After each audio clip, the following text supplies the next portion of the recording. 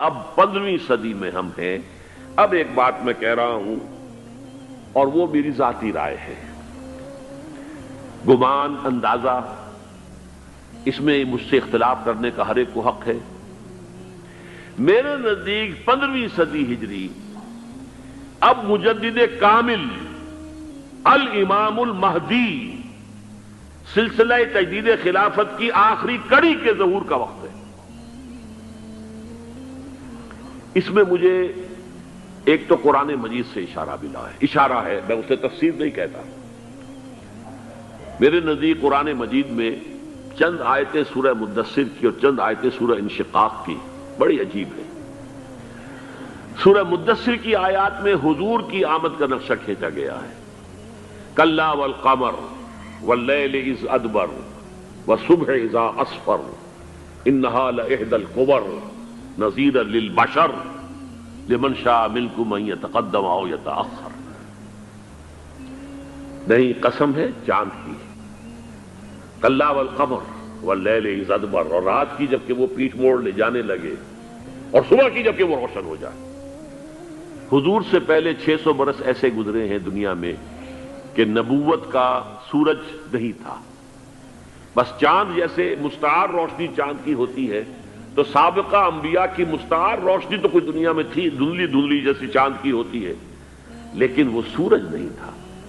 لیکن اب وہ رات ختم ہو رہی ہے، واللیل اذ ادبر، جا رہی ہے محمد صلی اللہ علیہ وسلم کا سورج، یہ شمس نبوت و رسالت طلوع ہو گیا۔ والصبح اذا اسفر انہا لإحدی الکبر، بہت بڑی باتوں میں سے ایک بات ہے جو ہوئی ہے، وہ معمولی واقعہ نہیں ہے، احدی الکبر، یہ تاریخ انسانی کے عظیم ترین واقعات میں سے ہے بعثت محمدی، نذیرا للبشر، پوری نوع انسانی کے لیے نذیر بن کر آئے۔ یہ تو ہے حضور کا معاملہ، لیکن اب جو معاملہ ہونا ہے دوبارہ، اس لیے کہ خلافت علی منہاج النبوت دوبارہ اب قائم ہوگی انشاءاللہ۔ حضور کے بعد میں آپ کو بتا چکا ہوں، خلافت راشدہ ختم ہونے کے بعد سے زوال زوال زوال زوال زوال زوال زوال زوال زوال، تھوڑا سا 2.5 سال کا 2 سال کا وقفہ آیا ہے حضرت عمر بن عبدالعزیز کا، ورنہ زوال زوال زوال زوال زوال۔ اگرچہ اس زوال کو 1000 سال لگے ہیں، یہ عمارت جو محمد نے بنائی تھی ایک دن میں نہیں گر گئی صلی اللہ علیہ وسلم، کھنڈر بتا رہے ہیں عمارت عظیم تھی، 1000 سال کے بعد پھر یورپ کے سیلاب نے آ کر اس کو گرایا ہے اور ختم کیا ہے، ورنہ 1000 سال تک سطوت و شوکت کے ساتھ امت مسلمہ تو موجود رہی ہے، چاہے اسلام جو ہے وہ حکومت کی سطح پر موجود نہیں تھا۔ بہرحال اب جو اس کا دور آیا ہے دوبارہ خلافت علی منہاج النبوہ کا دور، اس کا نقشہ سورہ انشقاق میں کھینچا گیا ہے۔ فلا اقسم بالشفق، اب دیکھیے سورج غروب ہو گیا، حضور کی بعثت کے وقت وہ سورج رسالت طلوع ہوا تھا، اب وہ سورج غروب ہو چکا ہے۔ سورج کے غروب ہونے کے بعد صرف روشنی رہ جاتی ہے شفق کی، سرخ سی، بس وہی باقی رہ گئی، اور باقی کیا رہ گیا؟ بدا الاسلام غریبا ویسعود کما بدا فطوبی للغرباء، فلا اقسم بالشفق واللیل وما وسق، رات کی سی تاریکی ہے اور جو کچھ اس نے اپنے اندر جمع کر لیا ہے، والقمر اذا اتسق، اور قسم ہے چاند کی جب کہ وہ بھر جائے، پورا بھرتا ہے کتنے دنوں میں؟ 14 دن میں۔ اور 14 صدیوں کے بعد اب پہلی صدی کا جس نے کہ تجدید کامل کی عمر بن عبدالعزیز، 14 صدیوں کے بعد اب 15ویں صدی میں الامام المہدی کے ظہور کا وقت قریب ہے۔ اب جو کچھ مجھے حضرت امام المہدی کے بارے میں کہنا ہے، دوبارہ اپنی بات دہرا رہا ہوں، یہ میرا ذاتی گمان ہے، اختلاف کیا جا سکتا ہے۔ میرا گمان یہ ہے کہ یہ اب جو مجدد آئیں گے وہ حضرت مہدی ہوں گے۔ پہلی بات تو یہ جان لیجئے کہ مہدی 2 ہیں، ایک شیعوں کے مہدی، ایک سنیوں کے مہدی، ان میں بڑا فرق ہے۔ شیعہ حضرات مہدی کو مانتے ہیں، وہ ان کے 12ویں امام ہیں، ان کے عقیدے کے مطابق انہیں پیدا ہونے کے فوراً بعد اس اندیشے سے کہ انہیں قتل کر دیا جائے گا ایک غار میں چھپا دیا گیا تھا۔ تقریباً 1200 برس سے وہ اس غار کے اندر ہیں، وہ روپوش ہیں، چھپے ہوئے ہیں، اسی لیے انہیں امام غائب کہا جاتا ہے، اور اب ان کا انتظار ہو رہا ہے، اس لیے انہیں امام منتظر بھی کہا جاتا ہے۔ اس لیے شیعوں کے دارالعلوم جو ہوتے ہیں، دارالعلوم المنتظر، وہ اس لیے کہ ان کا انتظار کیا جا رہا ہے۔ تو یہ ہے، اب وہ ان کا خیال ہے کہ آخری دور میں، آخری زمانے میں وہ ظاہر ہو جائیں گے، غار سے نکل آئیں گے۔ دیکھیے، میں اس عقیدے کو اس بنا پر رد نہیں کرتا کہ یہ ناممکن ہے کہ کیسے کوئی شخص جو ہے 1200 برس تک کسی غار کے اندر زندہ رہ سکتا ہے، نہیں، میں سمجھتا ہوں ممکن ہے۔ 300 برس تک اصحاب کہف رہے کہ نہیں رہے؟ سوئے رہے۔ 300 ایئرس ہم مانتے ہیں۔ حضرت عیسیٰ اسی حیات عرضی کے ساتھ 2000 سال سے موجود ہیں آسمان پہ کہ نہیں ہے؟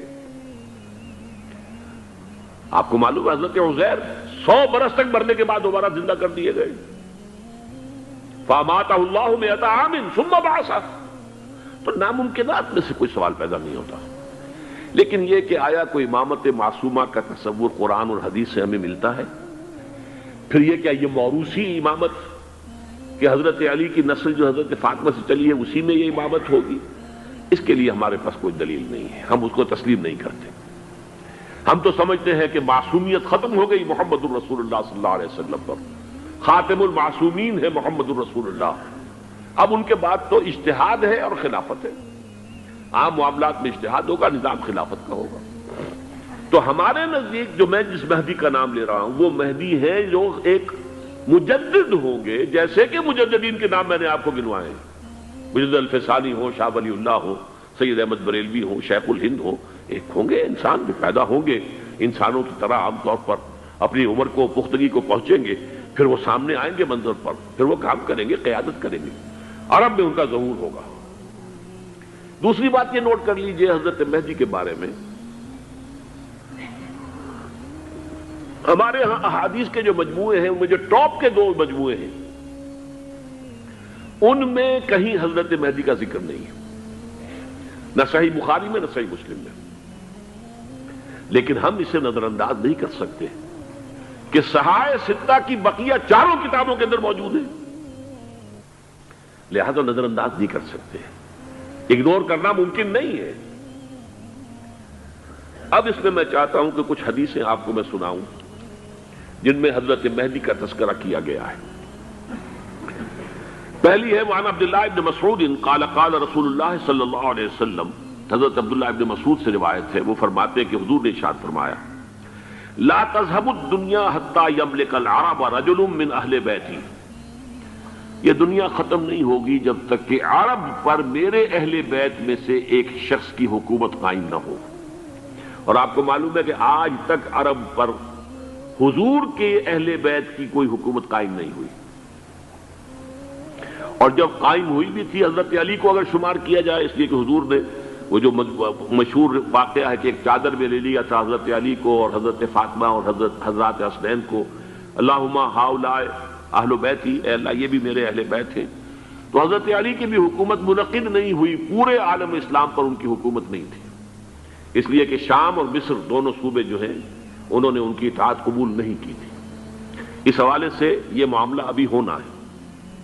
لا تذهب الدنيا حتى يملك العرب رجل من اہل بیتی یواطئ اسمہ اسمی، اس کا نام وہی ہوگا جو میرا نام ہے، یعنی محمد صلی اللہ علیہ وسلم، اور ان کا نام بھی، مہدی کا نام بھی محمد ہو، مہدی تو ان کا لقب ہے۔ یہ ترمذی میں بھی ہے، ابو داؤد میں بھی ہے، سنن ابی داؤد، جامع ترمذی، بلکہ ابو داؤد میں ایک اور روایت ہے، قال، حضور نے فرمایا لو لم يبقى من الدنيا الا يوم، اگر دنیا کی زندگی میں سے کچھ بھی نہ بچے سوائے ایک دن کے، لطول اللہ تعالی ذلك اليوم، تو اللہ تعالیٰ اس دن کو لمبا کر دے گا، حتی یبعث فیہ رجلا منی، یہاں تک کہ میرے خاندان میں سے ایک شخص کو اٹھائے گا، من اہل بیتی، میرے اہل بیت میں سے، یواطئ اسمہ اسمی و اسم ابی ہے اسم ابی، جس کا نام میرے نام پر ہوگا، جس کے والد کا نام میرے والد کے نام پر ہوگا، محمد ابن عبداللہ ان کا نام ہوگا، اور وہ یملأ الارض قسطا وعدلا کما ملئت ظلما وجورا، وہ سرزمین عرب کو عدل اور انصاف سے اسی طرح بھر دیں گے جیسے کہ وہ ظلم اور زیادتی سے بھر چکی ہوگی۔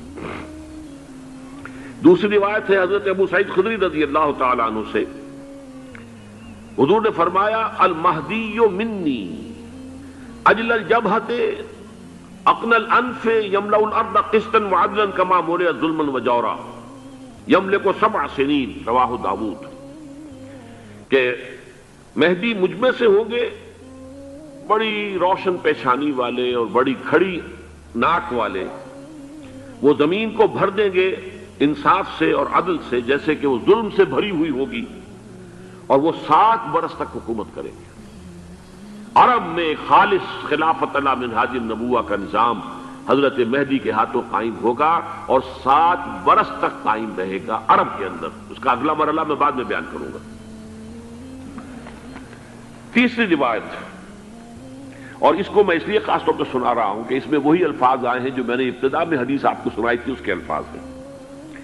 عن ابی سعید قال ذکر رسول اللہ صلی اللہ علیہ وسلم بلاء یصیب هذه الامہ حتی لا یجد الرجل ملجا یلجا الیہ من الظلم۔ حضور نے ذکر فرمایا کہ ایک دور ایسا آئے گا انتہائی ابتلا اور آزمائش اور مصائب کا کہ کسی شخص کو کوئی سر چھپانے کی جگہ نہیں ملے گی اس ظلم سے اپنے آپ کو بچانے کے لیے۔ فَيَبْعَثُ اللَّهُ رَجُلًا مِنْ عِتْرَتِي وَأَهْلِ بَيْتِي، تو پھر اللہ میرے خاندان میں سے، میرے اہل بیت میں سے اٹھائے گا ایک شخص کو، فَيَمْلَأُ بِهِ الْأَرْضَ قِسْطًا وَعَدْلًا، اور اس کے ذریعے سے اللہ تعالیٰ زمین کو عدل و قسط سے بھر دے گا۔ يَرْضَى عَنْهُ سَاكِنُ السَّمَاءِ، یہ وہی الفاظ آ گئے اب، اس سے پھر راضی ہو جائیں گے آسمانوں میں رہنے والے بھی، وَسَاكِنُ الْأَرْضِ، اور زمین میں رہنے والے بھی۔ لا تدع السماء من قطرها شيئا الا ثبته، آسمان اپنا ایک قطرہ بھی نہیں روکے گا مگر یہ کہ اس کو زمین کے اوپر نثار کر دے گا، بارش کی شکل میں گرا دے گا۔ ولا تدع الارض من نباتها شيئا الا اخرجته، اور زمین اپنی پیداوار میں سے کوئی شے نہیں چھپائے گی، نہیں روکے گی مگر اس کو ظاہر کر دے گی۔ چوتھی حدیث جو ہے وہ حضرت ام سلمہ سے رضی اللہ تعالی عنہ قال سمعت رسول اللہ صلی اللہ علیہ وسلم یقول المہدی من عترتی من اولاد فاطمہ، رواہ ابو داؤد، یہ بھی سنن ابو داؤد کی روایت ہے۔ حضور نے فرمایا مہدی میرے خاندان سے، میرے اہل بیت سے ہوں گے، یعنی اولاد فاطمہ میں سے، اور تفصیل اس کی آتی ہے کہ حضرت حسن کی اولاد میں سے ہوں گے۔ پانچویں حدیث میں آپ کو سنا رہا ہوں، اور اس میں ایک عجیب مشابہت آپ کے سامنے آئے گی حضرت عمر بن عبدالعزیز کے ساتھ، یہ اول اور آخری کڑی کے درمیان مشابہت۔ عن علی رضی اللہ تعالی عنہ، یہ حدیث جو ہے مسند احمد ابن حنبل میں بھی ہے اور سنن ابن ماجہ میں بھی ہے۔ قال قال رسول اللہ صلی اللہ علیہ وسلم المہدی منا اہل البیت یصلحہ اللہ فی لیلۃ، مہدی ہم میں سے ہوں گے، ہمارے اہل بیت میں سے، اور اللہ ایک ہی رات میں ان کی اصلاح کر دے گا۔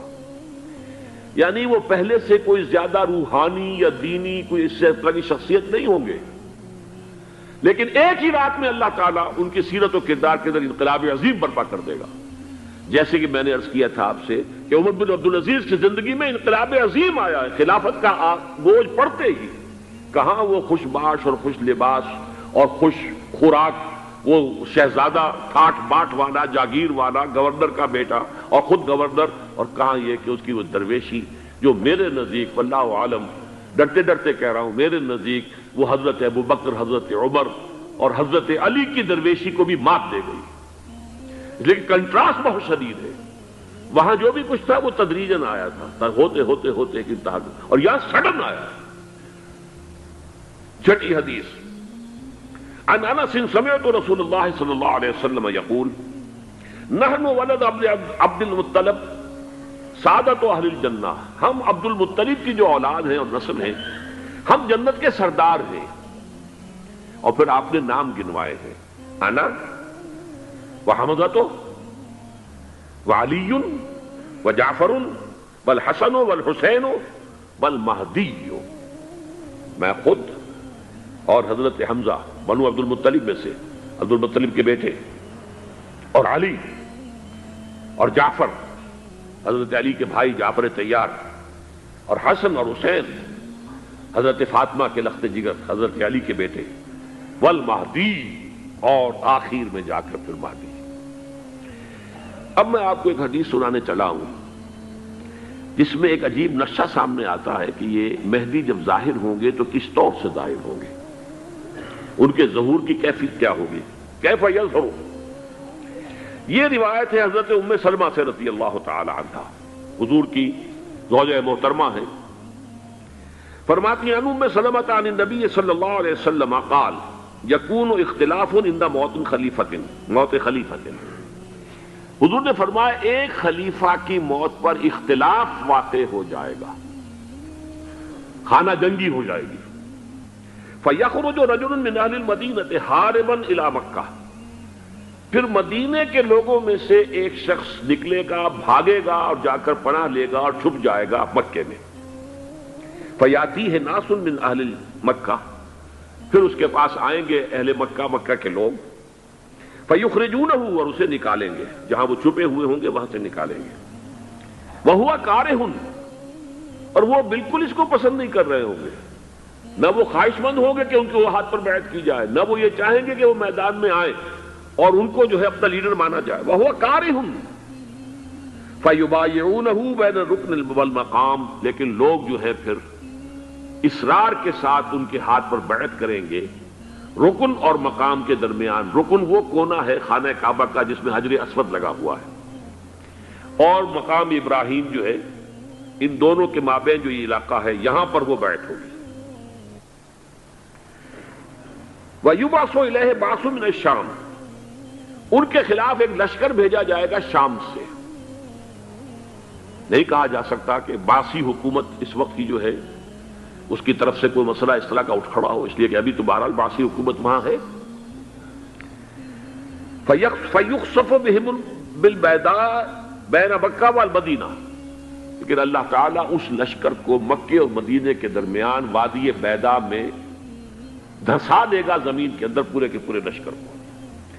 فَإِذَا رَأَى النَّاسُ ذَلِكَ، جب لوگ یہ دیکھیں گے اتنی بڑی نشانی ظاہر ہو گئی، أَتَاهُ أَبْدَالُ الشَّامِ وَعَصَائِبٌ من العراق فَيُبَايِعُونَهُ، اب شام سے سارے کے سارے جو اولیاء اللہ ہیں وہ بھی آئیں گے، اور عراق سے جوق در جوق لوگ آئیں گے اور ان سے بیعت کریں گے۔ وَيَعْمَلُ فِي النَّاسِ بِسُنَّةِ نَبِيِّهِمْ، پھر وہ عمل کریں گے لوگوں کے مابین، حکومت کریں گے اپنے نبی کی سنت کے مطابق۔ وَيُلْقِي الْإِسْلَامُ بِجَرَانِهِ، اور اسلام اپنی گردن زمین پر ٹکا دے گا۔ وَالْأَرْض فِي الْأَرْض، زمین میں۔ فَيَلْبَسُ 7 سنین، پھر وہ 70 برس تک حکمران رہیں گے، 7 برس تک حکمران رہیں گے۔ ثم یتوفا، پھر ان کا انتقال ہوگا۔ ویصلی علیہ المسلمون، اور مسلمان ان پر نماز پڑھیں گے۔ یہ جو میں نے آپ کے سامنے نقشہ کھینچا ہے، اس سے اب میں ایک نتیجہ نکالتا ہوں، اسے بھی میرا گمان کہیے، اختلاف بھی کر سکتے ہیں آپ، اگر اس کو وزنی سمجھے تو قبول بھی کر سکتے ہیں۔ وہ یہ ہے کہ میرے نزدیک شاہ فہد کے انتقال پر لا محالہ یہ صورتحال پیدا ہو جائے۔ ولی عہد وہاں ہے عبداللہ بن عبدالعزیز، امریکہ کو وہ پسند نہیں کرتے اور امریکہ انہیں پسند نہیں کرتا، یہ بالکل تش تش بام ہے۔ امریکہ نے لازماً جس طریقے سے اپنے پنجے گاڑے ہیں سعودی عرب کے اندر، اپنا فوجی اڈا بنایا ہے، تو آسانی کے ساتھ وہاں سے اپنے پنجے ہٹانے کے لیے تیار نہیں۔ ایک حدیث میں آتا ہے قرن الشیطان، نجد سے شیطان کا سینگ برآمد ہوگا، وہ شیطان کا سینگ ہے، جو میزائل وہاں پر لگے ہوئے ہوں گے اس وقت، در حقیقت وہ سارے کے سارے جو ہیں وہ شیطان کے سینگ ہیں۔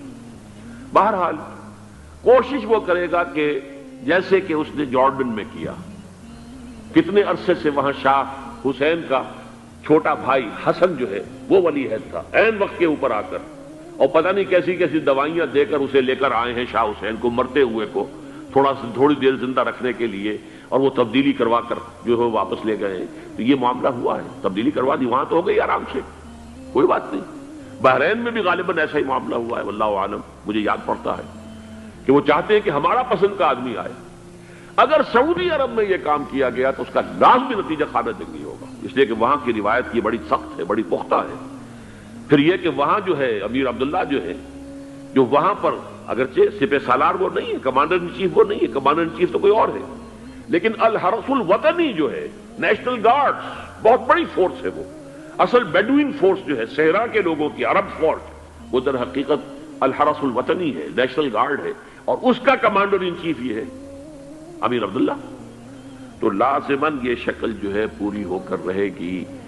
جیسے ہی یہ معاملہ ہوا شاہ فہد کے انتقال کا، تو یہ اختلاف ہوگا، خانہ جنگی ہوگی. پھر کوئی اللہ کا بندہ جو ہوگا، میرے نزدیک، میں آج سے کوئی 6-7 سال پہلے سالانہ اجتماع تھا تنظیم اسلامی کا راولپنڈی میں، میں نے اس وقت وہاں کہا تھا، اس سے ذرا اخبارات میں بھی کچھ وہ کنٹروورسی آئی تھی کہ میرے نزدیک امام مہدی پیدا ہو چکے ہیں، ان کے ظہور کا وقت قریب ہے. اور اس کی تھوڑی سی بعد میں مجھے معلوم ہوا کہ جین ڈکسن غالباً نام ہے امریکن اس کا، جس نے یہ پیشن کوئی خبر دی تھی کہ 1962 میں عالم عرب میں ایک بچہ پیدا ہوا ہے کہ جو وہاں کا نقشہ بدل کر رکھ دے گا. یہ جین ڈکسن کی غالباً پیشن گوئی ہے. بہرحال مجھے اس کی پیشن گوئی سے کوئی دلچسپی نہیں ہے. میں تو جو احوال دیکھ رہا ہوں، یعنی اسرائیل کا قائم ہو جانا، اور اس کے بعد اب یروشلم کا مسلمانوں کے ہاتھوں سے نکل جانا، اور اب گویا کہ وہ الملحمۃ العظمیٰ جو ہے تلی کھڑی ہے، کسی بھی وقت جو ہے یہ جو ہے وہ لاوا پھٹ سکتا ہے، آتش فشاں پھٹ سکتا ہے.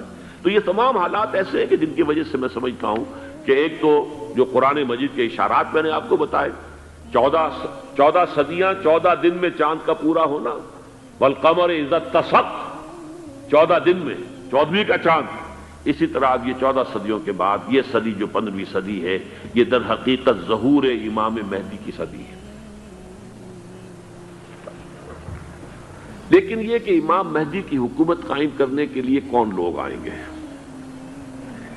عرب جو ہیں وہ اندر سے کھوکھلے ہو چکے ہیں. عیاشی نے، دولت نے، پیسے نے، دولت، پیسہ، عیاشی، اس کی وجہ سے کھوکھلے ہو چکے ہیں. یہاں میں آپ کو 2 حدیثیں سنانا چاہتا ہوں.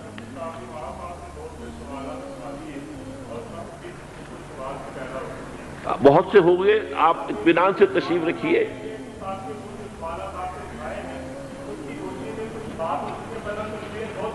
بہت ہوگی، بات ہوگی، آپ اس طرح صبر سے سن لیجئے. میں اب تقریباً اپنی گفتگو کے اختتام تک پہنچ رہا ہوں. سنن ابن ماجہ کی روایت ہے حضرت ابو ہریرہ سے رضی اللہ تعالی عنہ، قال قال رسول اللہ صلی اللہ علیہ وسلم اذا وقعت الملاحم بعث اللہ بعثا من الموالی هم اکرم العرب فرسا واجودہ سلاحا یوید اللہ بہم الدین. رواہ ابن ماجہ عن ابی ہریرہ رضی اللہ تعالی عنہ. جب ملاحم کا دور شروع ہوگا تو اللہ تعالیٰ اٹھائے گا ایک لشکر یا لشکروں پر لشکر موالی میں سے. موالی کون ہے؟ عربوں نے جب فتح کیا تھا اس پورے علاقے کو خلافت راشدہ کے دوران، اور پھر وہ لوگ جو ہے، ایک رائے تو یہ تھی کہ انہیں غلام بنایا جائے سارے آبادیوں کو، لیکن یہ کہ حضرت عمر کا اجتہاد تھا، اس کے مطابق ان کو غلام نہیں بنایا گیا، تو وہ موالی کی حیثیت رکھتے ہیں. عربوں میں دم نہیں ہے، موالی میں سے لشکر اٹھیں گے کہ جو در حقیقت حضرت مہدی کی حکومت کو قائم کریں گے. دوسری حدیث سنیے عن عبداللہ ابن الحارث رضی اللہ تعالی عنہ، اور یہ ابن ماجہ کی روایت ہے. قال قال رسول اللہ صلی اللہ علیہ وسلم یخرج الناس من المشرق فیوطئون للمہدی یعنی سلطانی. لشکر نکلیں گے، لوگ آئیں گے مشرق سے، اور وہ حضرت مہدی کی حکومت کو جمائیں گے اور قائم کریں گے.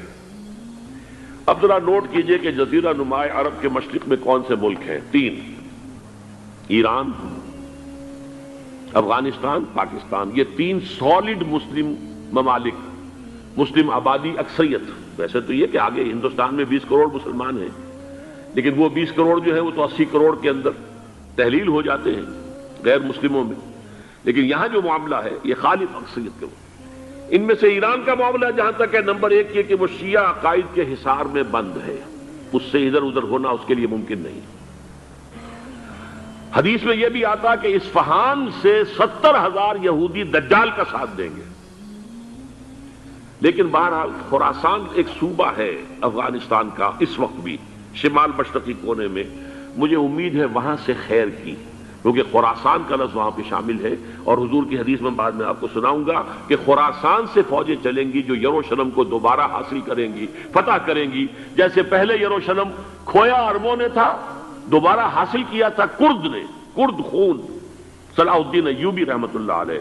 ایسے اب پھر عربوں نے کھویا ہے، لیکن لینے والے خراسان سے لشکر آئیں گے. یخرج من خراسان رایات و سود لا یردها شیء حتی تنصب بإیلیا.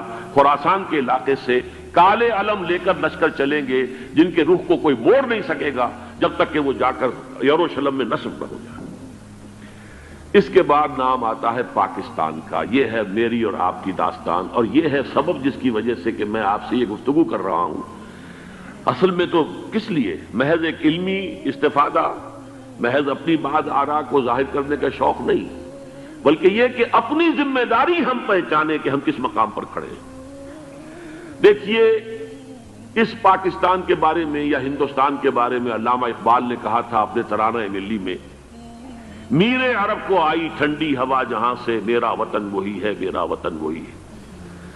اور مجھے بتایا گیا کہ سنن ابی داؤد میں یہ روایت موجود ہے کہ حضور نے فرمایا کہ ہندوستان کی طرف سے مجھے ٹھنڈی ہوا آتی، اگرچہ مجھے وہ حدیث ابھی نہیں ملی ہے، لیکن حزب التحریر کا ایک کارڈ مجھے ملا تھا، تو اس میں اس حدیث کا اور اس میں ابو داؤد کا روایت کا حوالہ موجود تھا.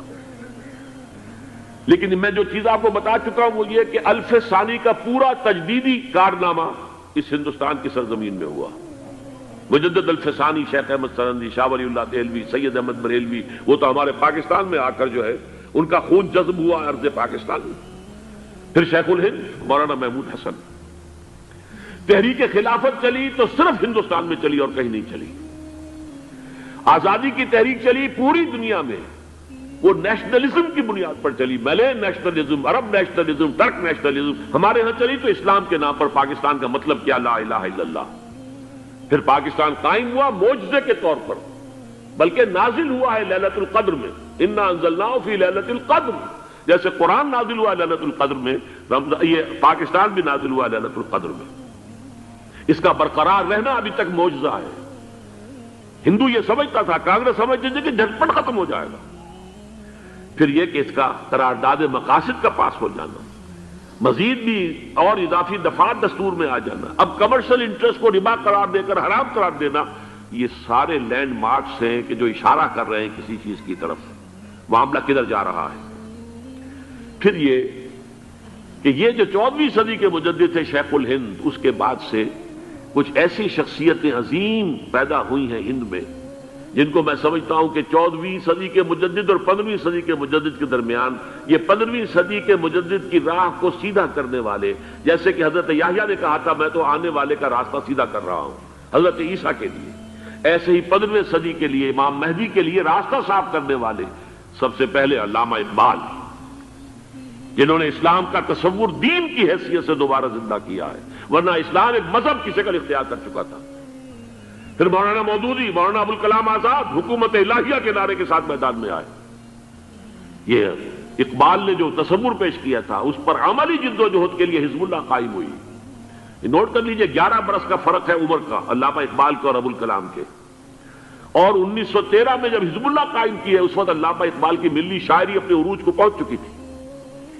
پھر یہ کہ علامہ اقبال کے بعد تعمیل جو ہے اس کام کی وہ ابوالکلام نے کی، لیکن روایتی علماء کی شدید مخالفت کی وجہ سے وہ بددل ہو کر چھوڑ گئے، کانگریس میں شامل ہو گئے، بساط جو ہے حزب اللہ کی انہوں نے لپیٹ دی.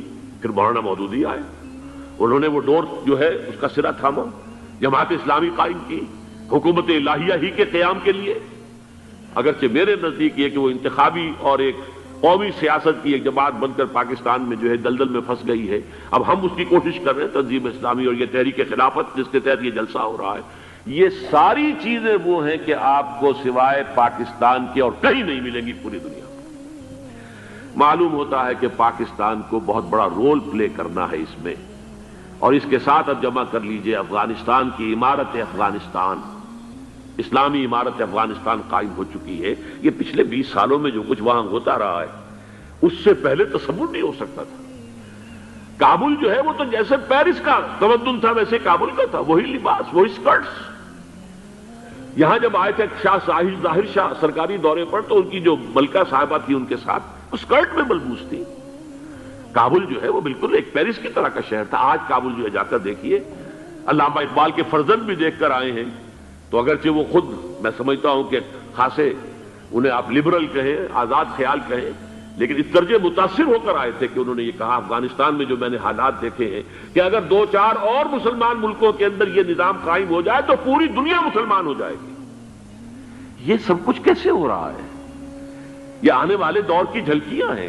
Coming events are casting their shadows before. یہ سب بتا رہے ہیں کہ پاکستان افغانستان کو مل کر اس میں کوئی عظیم رول پلے کرنا ہے۔ اور اس کے ضمن میں اب میں علامہ اقبال کے بارے میں آخری بات کہہ رہا ہوں۔ علامہ اقبال کے بارے میں عام یہ خیال ہے، انہوں نے اپنے خطبات میں مہدی کا اور نزول مسیح کا، حالانکہ میں کل پڑھ رہا تھا مولانا سید احمد اکبر آبادی رحمۃ اللہ علیہ کا ایک مقالہ ان کا کہ علامہ اقبال نے ابن خلدون کے بارے میں یہ کہا ہے کہ مہدی کا اور نزول عیسیٰ کا دونوں کا انہوں نے انکار کیا ہے، حالانکہ ابن خلدون نے نزول عیسیٰ کا انکار نہیں کیا، صرف مہدی کا انکار کیا ہے۔ بہرحال علامہ اقبال نے خطبات میں انکار کیا ہے، لیکن یہ کہ اپنی شاعری کے اندر میں چیلنج کرتا ہوں کسی بڑے سے بڑے اقبال شناس کو، ان کا یہ شعر ذرا سنیے: خضر وقت از خلوت دشت حجاز آید بروں، کارواں زی وادی دور و دراز آید بروں۔ خضر وقت، امام وقت، رہنمائے وقت، قائد وقت، خلوت دشت حجاز، حجاز کی صحرا کی کسی خلوت گزینی سے نکل کر باہر آئیں گے۔ میں حیران ہوتا ہوں علامہ کے اس فکر پر اور اس مصرے پر۔ یہاں انہوں نے شیعہ اور سنی دونوں کے کانسیپٹ جمع کر دیے۔ شیعہ کا کانسیپٹ یہی چھپے ہوئے کسی غار میں وہاں سے برآمد ہوں گے، اور ہمارا کانسیپٹ میں ام سلمہ رضی اللہ تعالیٰ عنہ کی حدیث سنا چکا، چھپے ہوئے ہوں گے وہ وہاں پر، مدینے سے نکل کر آ کر مکے میں چھپ جائیں گے۔ اس خانہ جنگی کی حالت میں لوگ ان کی طرف دیکھ رہے ہوں گے، سوچتے ہوں گے انہیں میدان میں آنا چاہیے، کوئی پارٹ پلے کرنا چاہیے، امت کی رہنمائی کرنی چاہیے، لیکن وہ چھپیں گے، وہ کارے ہوں گے، وہ اس ذمہ داری کو قبول نہیں کرنا چاہیں گے، جا کے چھپ جائیں گے مکے میں، وہاں سے مکے والے انہیں نکالیں گے، اور وہ کارے ہوں گے، انہیں بالکل یہ پسند نہیں ہوگا کہ یہ ذمہ داری اٹھائیں۔ تو خضر وقت از خلوت دشت حجاز آیت بروں، کارواں زی وادی دور و دراز آیت بروں۔ کارواں جو چلے گا ان کی مدد کے لیے اس وادی دور و دراز، اس عظیم وادی دور و دراز، یہ وادی سندھ ہے۔ وادی سندھ جو ہے ہم سمجھتے ہیں کہ صرف یہ پاکستان اور پنجاب جو ہے یہ اس میں شامل ہے، سندھ اور پنجاب نہیں، افغانستان کا پورا مشرقی علاقہ اس میں شامل ہے۔ جیسے دریائے جیلم سندھ میں جا رہا ہے، جیسے دریائے گلگت سندھ میں آ کر ملتا ہے، جیسے دریائے چناب اور راوی اور جیلم اور یہ سب جا رہے ہیں اور آ رہے ہیں، اسی طرح دریائے کابل کہاں سے آ رہا ہے، دریائے گومل کہاں سے آ رہا ہے، ٹوچی کہاں سے آ رہا ہے، یہ سارا جو ہے ڈرین جو ہو رہا ہے، ایسٹرن جو ہے پارٹ آف افغانستان، یہ سب وادی ہے۔ اس وادی کے یہ دو حصے ہیں، ایک حصہ جو ہے یہ ادھر پاکستان میں ہے، اور اسی وادی کا دوسرا حصہ جو ہے وہ افغانستان میں ہے۔ کارواں زی وادی دور و دراز آیت بروں، کارواں چلے گا یہاں سے، یخرج ناس من المشرق یؤتون للمہدی، یعنی سلطان ہی مشرق سے فوجیں چلیں گی کہ جو مہدی کی حکومت قائم کریں گی، اور یخرج من خراسان رایات و سود، اور خراسان سے سیاہ پرچم چلیں گے کہ جن کا رخ کوئی موڑ نہیں سکے گا، حتیٰ تنصب بیلیا، یہاں تک کہ وہ جا کر یروشلم کے اندر نصب ہو جائیں گے۔ حضرات، میں ایک میری گفتگو کا حصہ باقی تھا لیکن میں اسے چھوڑ رہا ہوں، اس لیے کہ گلوبلائزیشن جو اس کی ہوگی، جو خلافت علی منہاج النبوہ کی تجدید کامل حضرت مہدی کے ہاتھوں عرب میں ہوگی، اس سے پہلے اس کے لیے محنت، کوشش، جد و جہد پاکستان اور افغانستان میں ہو چکی ہوگی جو اسے سپورٹ کرے گی اور وہاں جا کر حکومت قائم کرے گی۔ اس کے بعد گلوبلائزیشن کا جو مرحلہ اس کا ہے وہ حضرت مہدی کے ہاتھوں نہیں ہے، وہ حضرت عیسیٰ ابن مریم ان کے نزول کے بعد ہے، جن کے نزول کے بعد دجال کا خاتمہ ہوگا اور یہودیوں کا استحصال ہوگا، مسلمانوں پر بھی بڑی تکالیف عربوں پر آئیں گی، شدائد آئیں گے، لیکن یہ وہ میں حصہ جو اپنی گفتگو کا آج چھوڑ رہا ہوں اس لیے کہ میں دیکھ رہا ہوں کہ بعض حضرات کا صبر کا پیمانہ اب لبریز ہو رہا ہے، تو میں اس حصے کو پھر ملتوی رکھتا ہوں کسی دوسری محفل اور کسی دوسری مجلس اور نشست پر۔